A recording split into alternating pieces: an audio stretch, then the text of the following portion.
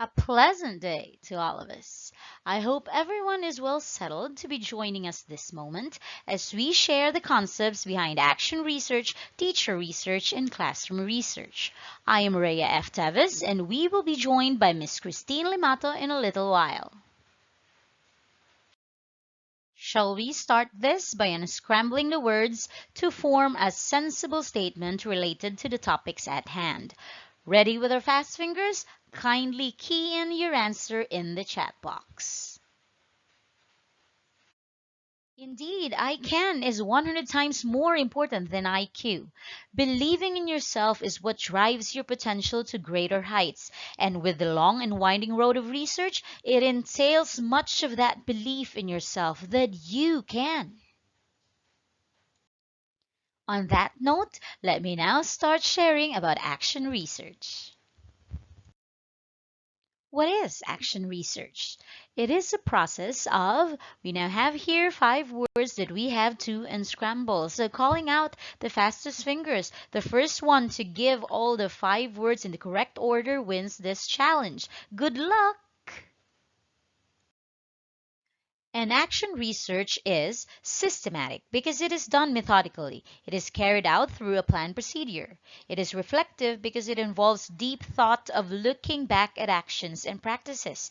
And it is an inquiry as it happens as a result of a problem. It is the search for ways to improve practices and resolve problems. It only goes to show that as long as there are problems, there will always be a research. And as funny as it goes, good news is we have never ending problems. The term action research is an approach to collecting and interpreting data that involves a clear, repeated cycle of procedures.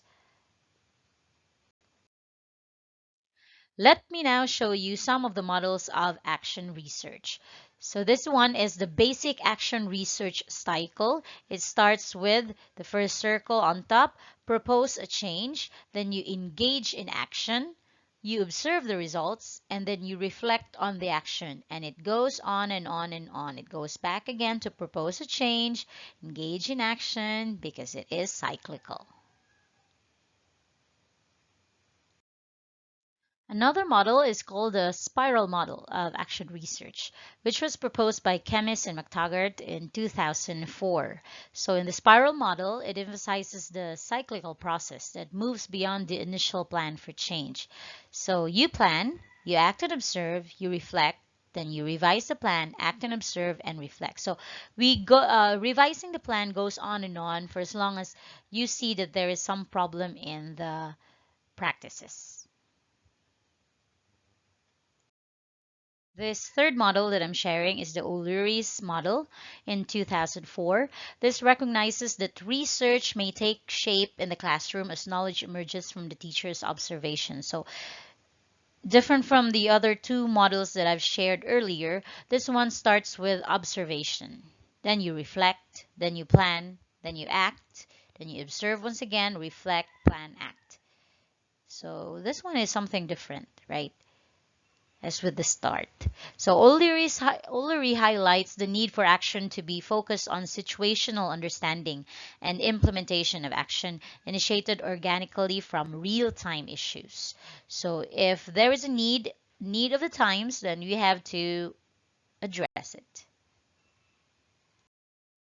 Here are now the action research technicalities used in DepEd. So for bond paper size, it's letter size, then font style is Arial, font size is 12, text spacing, double space, and a proposal, it should be in future tense.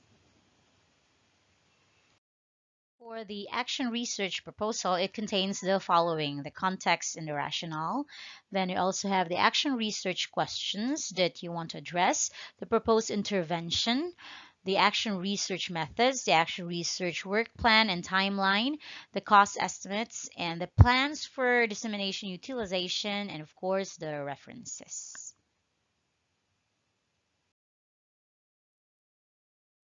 For the context and the rationale, we have here the key terms, the theoretical and legal basis, then reason, and the significance of the study.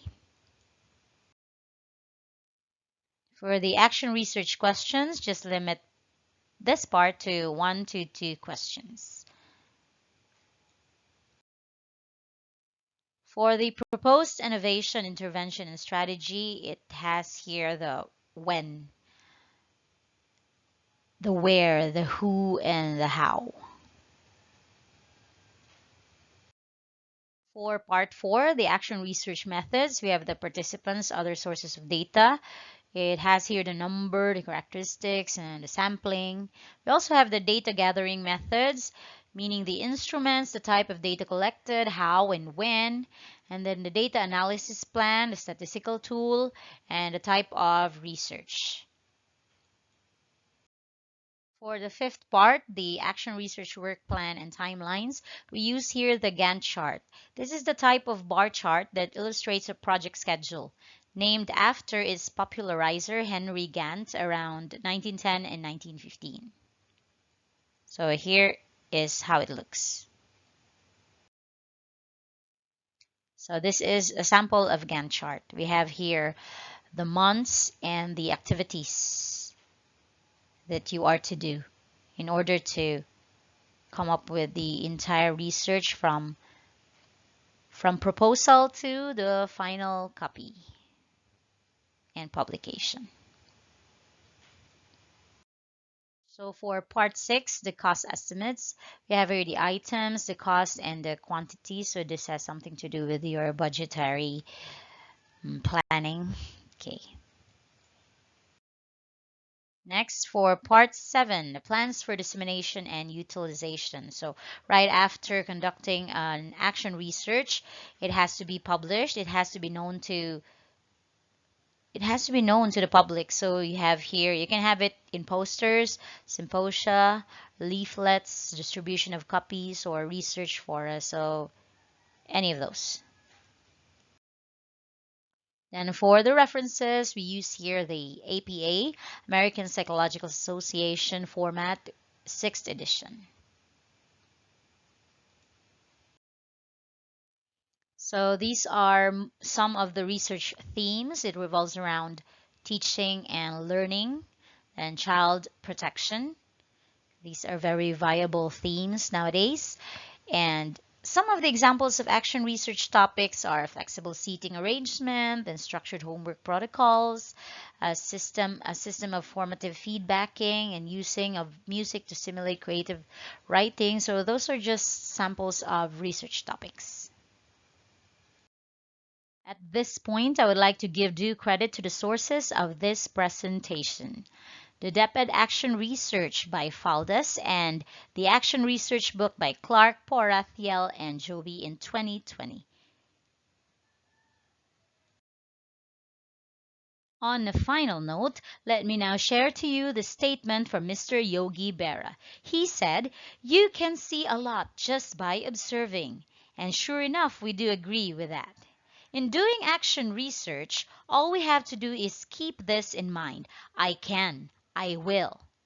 And that is the end of the story.